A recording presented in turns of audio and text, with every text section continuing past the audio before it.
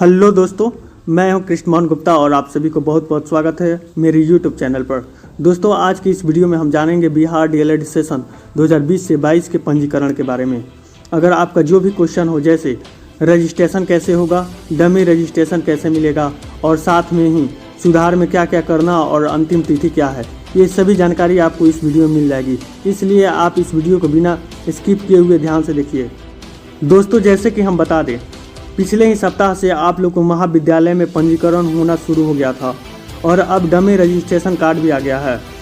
उसमें आप लोग को देखना है क्या क्या गलत है। अगर कुछ भी गलत है तो आप लोग पुनः अपने महाविद्यालय में सुधार के लिए आवेदन दे सकते हैं।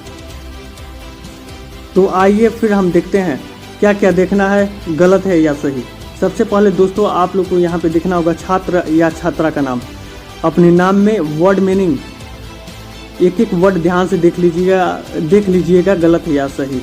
उसके बाद फिर माता का नाम अपने मदर्स नेम, उसमें भी वर्ड मीनिंग जो कि प्रीवियस डॉक्यूमेंट से मैच करना चाहिए उसको देख लीजिएगा। फिर आप लोग देख रहे हैं यहाँ पे पिता का नाम।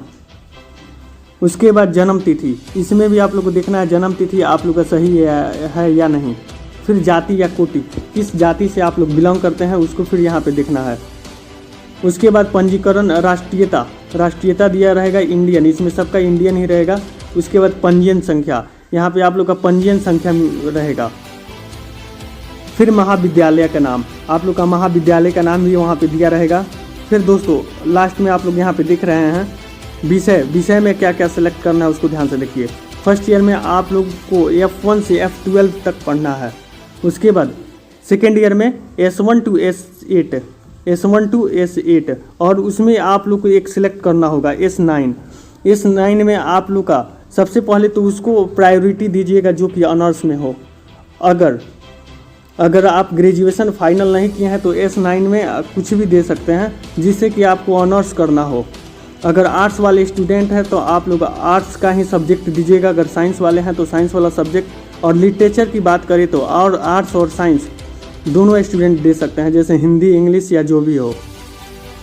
उसके बाद दोस्तों आप लोग को देखना है लिंग, उसमें मेल या फीमेल, उसको ध्यान से देख लीजिएगा। अगर आप डिजेबिलिटी कोटरी से हैं, इस कैटेगरी के अंतर्गत आते हैं तो उसको देख लीजिएगा। उसके बाद धर्म दिया रहेगा। उसके बाद वर्ष, इसमें आप लोग एक एक ध्यान से एक जो भी वर्ड है उसको ध्यान से देखिएगा।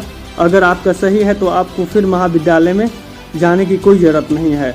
अगर गलत है तो फिर आप सुधार के लिए आवेदन दे सकते हैं। दोस्तों, सबसे महत्वपूर्ण बात हम बता दें कि आप लोग यहाँ पे देख लीजिएगा ध्यान से, आप लोग का फ़ोटो है या नहीं। अगर आपका फ़ोटो नहीं है तो फिर सुधार के लिए आपको आवेदन देना होगा और फिर उसके नीचे आप लोग का सिग्नेचर दिया रहेगा, तो आप लोग उससे भी देख लीजिएगा सिग्नेचर आप लोग का है या नहीं। फिर दोस्तों फिर हम आते हैं नेक्स्ट स्टेप में। उसमें आप लोग को मैं बताऊँगा कब तक अंतिम तिथि है और कब तक आप लोग, जो लोगों का भी आवेदन रजिस्ट्रेशन के लिए आवेदन नहीं कर पाए हैं तो वो कब तक अप्लाई कर सकते हैं। दोस्तों, जैसे कि आप लोग देख रहे हैं डीएलएड के लिए आप 13 तक कर सकते हैं रजिस्ट्रेशन। इसका अर्थ ये हुआ कि 13 जिन लोगों का भी छूट गया है वह 13 जुलाई तक आवेदन कर सकते हैं। ये कि जो कि पेपर में यह न्यूज़ दिया हुआ था। फिर आप लोग देख रहे हैं बिहार विद्यालय परीक्षा समिति ने डीएलएड प्रशिक्षण सत्र 2020 से 22 में नामांकित अभ्यर्थियों का रजिस्ट्रेशन करने की तिथि बढ़ा दी है। इट मीन्स जिन लोगों का भी छूट गया है फिर उन लोगों को एक और मौका मिल गया है।